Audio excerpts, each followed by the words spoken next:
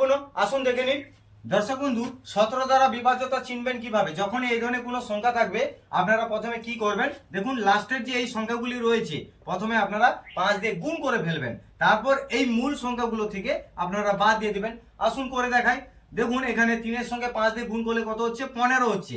এবার এই 66 যে রয়েছে 66 থেকে 15 আপনারা বাদ দিয়ে দিন, দেখুন 51 হচ্ছে। তার মানে এটি 17 দ্বারা বিভাজ্য।